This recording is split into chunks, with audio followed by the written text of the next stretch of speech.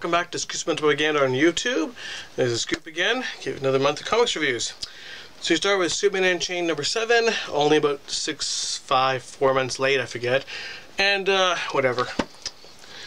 And we go to Superman Doomed Part of Action Comics crossover, and I have to say, can this thing please end soon and get to the real stuff with, you know, Geoff Johns and John Romita.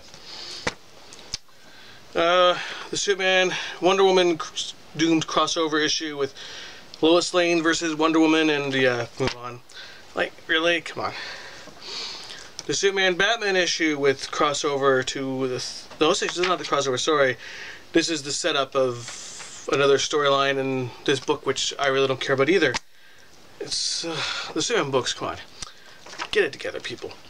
Then goodbye, as we're about to head off from Earth 1 to Earth 2 for the two characters, and this scene doesn't really happen in this issue, but I still like it a lot. I think it's really kind of cool the way that Paul Levitz is wrapping up the storylines with these characters, moving on to the next phase for this book. So it's just be interesting to see how that turns out in the next couple months.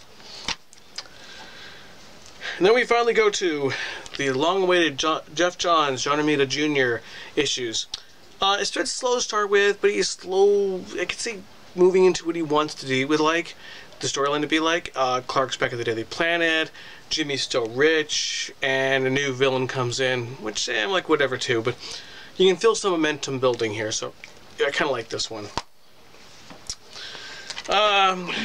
Max Landis does a story in this issue where Superman meets Joker for the first time. Max Landis shouldn't be let near the character Superman anymore. This story was stupid and garbage and atrocious. Utter crap. Just garbage, total garbage. It made absolutely no sense and was just, like, you can just tell Max Landis, like, oh, I'm so smart, look at what I'm typing. You're not smart, and editor should have kiboshed the story. But the backup feature that they have in here, show you, Clark Kent goes back to Sugar and Spike. Hey, I will give him credit for this. Very interesting concept. Fabian Nicieza does here. Give him credit. Google that for younger people out there what Sugar and Spike is. Smallville Lantern finishes off that storyline, which I didn't really care for, and it kind of just ends with a whimper, not a bang, and didn't really make a whole lot of sense from what I could see. So hopefully the next one's going to be better.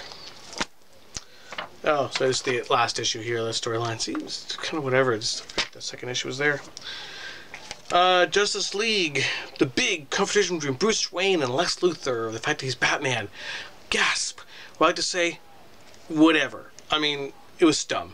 It was just totally dumb. You can tell Geoff Johns thinks he's smart when he wrote this story, and editor should have said, try again. It was just dumb.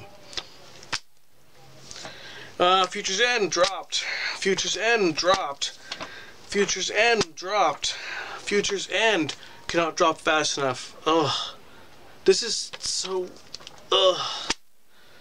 Well, it's the first weekly I'm going to drop from DC. First time I'm dropping weekly. It's that sad. I kept buying Countdown, for God's sakes. All-Star Western, soon to be gone. Very sad, very, very sad. I love that book a lot. And this was kind of a cool story here with Jonah. It's kind of like a multi-parter with Jonah and, I forget her name now, his female friend there.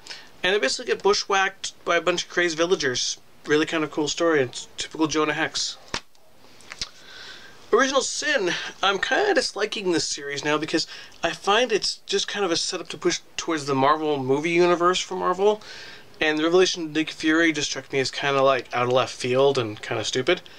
So yeah, this whole thing just feels like they're trying to make the Marvel universe, the movie universe, a bit too much. Same thing with this one here. Captain Marvel! Really cool tie-ins. She's in political intrigue and galactic intrigue and fighting her way through it. Really cool book. But one of the cool books I love every month, right now, kind of my new favorites, is Ms. Marvel. Hey!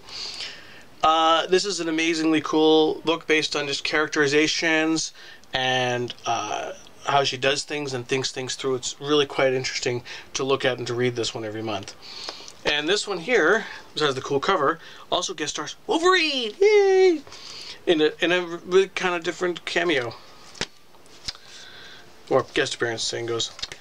And then, last but not least for this month, Life with Archie, the Death issue. it's written to take place in both realities at the same time, very carefully done that way. The deaths scene leading up to is kind of doesn't quite make sense, but the end result is still he's gone at the end. So rest in peace, Archie. We miss you. So that's it for this month. Scoops Mental Propaganda. Check me out on the blog, scoopsmentalpropaganda.com, and YouTube here, and on Twitter, Scoop Riches. Thank you very much. Bye-bye. And check me out on Twitter at Scoop Riches.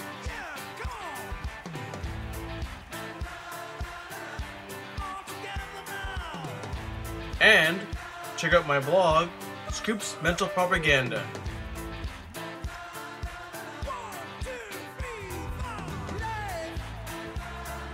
And hit like to my Facebook page.